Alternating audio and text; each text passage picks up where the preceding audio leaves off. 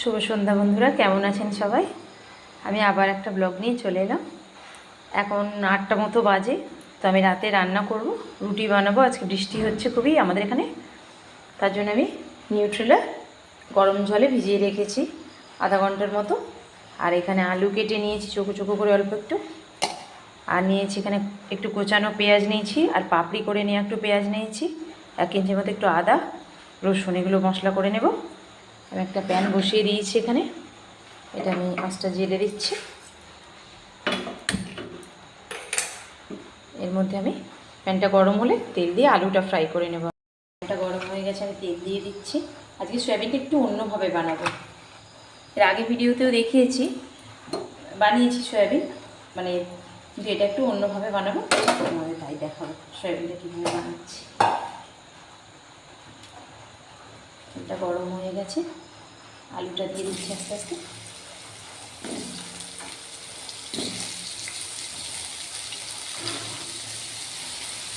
পরিমাণ মতো লবণ দিয়ে দেবো।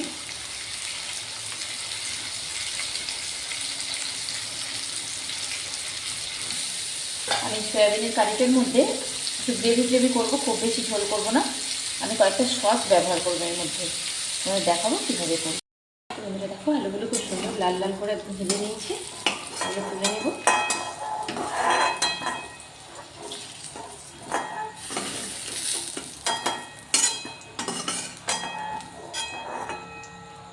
এবারে এর উপরে আমি তেল আর রয়েছে এখানে, লবণ দিয়ে দেবো কম মতো, হলুদ দিয়ে দিলাম, দিয়ে এর উপরে নিউট্রেলাগুলো জল থেকে সোক করে নিয়েছি। এবারে এগুলো একটু নাড়াচাড়া করে নেব। এটা নাড়াচাড়া হতে হতে বাকি মশলাগুলো আমি এখানে সমস্ত রেডিও করে নিয়েছি।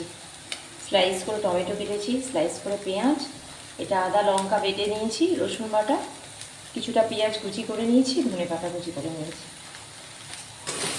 চলো বন্ধুরা, বাকি বন্ধুরা এখানে আমি এটার মধ্যে টমেটো কেচাপ 2 চামচের মতো নিয়ে নিয়েছি, সয়া সস এটা অল্প 1 চামচের মতো অল্প দেবো, এটা দিয়ে এটাকে আমি অল্প জল দিয়ে একটা পেস্ট করে রাখবো, মিশিয়ে নেবো আর কি। এটাকে আমি হাত দিয়ে মেশাচ্ছি। এটা আমি এখানে রেডি করে রাখলাম, যখন মশলাটা কষাবো তখন দেবো। বন্ধুরা দেখো সয়াবিনটাও ভাজা হয়ে গেছে। এটা আমি আস্তে আস্তে পাত্রটার মধ্যে তুলে নেব। এর মধ্যে প্যানের মধ্যে আমি পরিমাণ মতো তেল দিয়ে দেবো।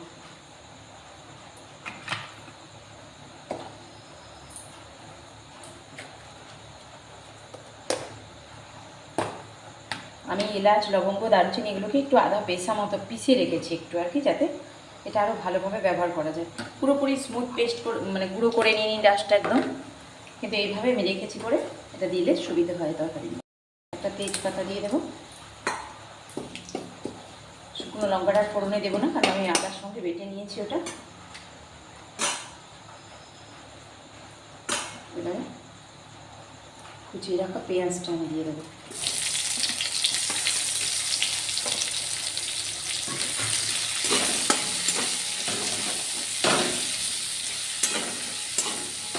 পেঁয়াজটা তাড়াতাড়ি মজে যাবে, যার জন্য অল্প লবণ দিয়ে দিচ্ছি।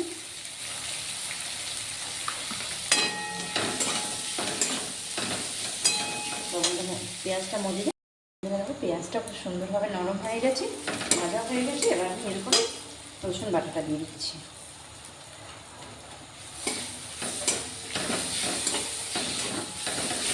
রসুনের কাঁচা গন্ধটা করতে দেবে। সব মশলা সুন্দরভাবে এগুলো কষানো হয়ে গেছে। এবার আমি এর উপরে টমেটো কুচিটা দিয়ে দিচ্ছি, আর আদা কাঁচা এই শুকনো লঙ্কা বাটা। আগে একটু শুকনো লঙ্কা ব্যবহার করেছি, কারণ সয়াবিন তো বা বৃষ্টি বৃষ্টি হচ্ছে, কাঁচা লঙ্কা ঝালটা মনে হয় ভালো লাগবে না, তাই স্লাইস করে কেটে রাখা পেঁয়াজটাও আমি দিয়ে দিচ্ছি এর উপর থেকে। এটা হালকা নাড়াচাড়া করবো, খুব বেশি করবো না। পরিমাণ মতো হলুদ দিয়ে দিলাম, লবণটাও দিয়ে দিলাম স্বাদ মতো, মিষ্টি দিয়ে দিলাম, অল্প একটু হালকা গরম জল করে রাখলাম। এবার এর উপর থেকে আমি যে গুলে রেখেছিলাম সস দুটো সেটা দিয়ে দিলাম। ভাজিটা দিয়ে অল্প একটু জল দিয়ে দেবো।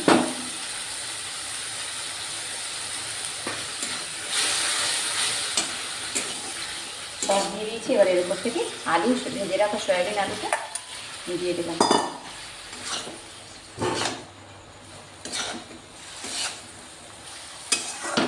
এই তরকারিটা আলু অল্প দিয়ে পেঁপেও ব্যবহার করা যেতে পারে। আমি দুটো দিয়েই করে দেখেছি, খুব ভালো লাগে রুটি বা পরোটার সাথে এই তরকারিটা খেতে।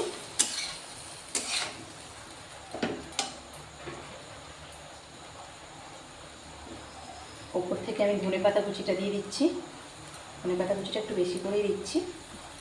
আর দেবো একটু ম্যাগি মশলা, খেতে একটু ভালো লাগবে। এক দিন যদি এটা ব্যবহার করা যায় খুব একটা ক্ষতি হবে বলে মনে হয় না, ভালো লাগে খেতে, টেস্টটা চেঞ্জ হয় একটু। সব দিন একই রকম মশলা দিয়ে খেতে ভালো লাগে না, একটু চেঞ্জ করলে খাবারের টেস্টটা আবারও ভালো লাগে। এটা একটু অল্প আমি জলের ছিটে দিয়ে হতে দেব, চাপা দিয়ে দিই। বেশি সময় নেই, 2-4 মিনিট ঢেকে রাখবো, দিয়ে রেডি হয়ে যাবে তরকারিটা।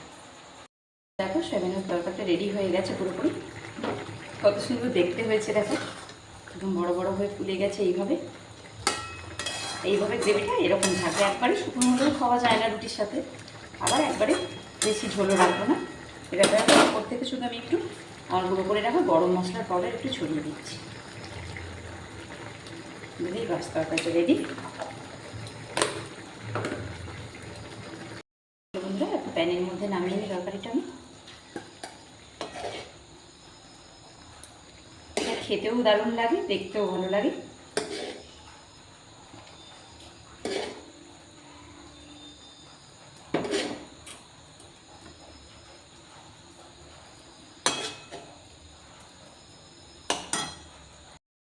তো দেখো বন্ধুরা, বর্ষার দিনে সয়াবিন আলু দিয়ে এইভাবে কষা কষা তরকারিটা আমি করেছি। শুধু একটু সস ইউজ করেছি আর ম্যাগি মশলা, বিশেষ কিছু না। আর টমেটোটা পেঁয়াজটা কিছুটা কুচি করে দিয়েছি, কিছুটা স্লাইস করে দিয়েছি। তো এতে খেতেও ভালো লাগবে, দেখতেও ভালো লাগে। আপনারা অবশ্যই একবার সয়াবিনটা এইভাবে বানিয়ে দেখুন। আর যদি আপনাদের মধ্যে কেউ বানিয়ে খেয়ে থাকেন তো অবশ্যই কমেন্টে জানাবেন কেমন লেগেছে।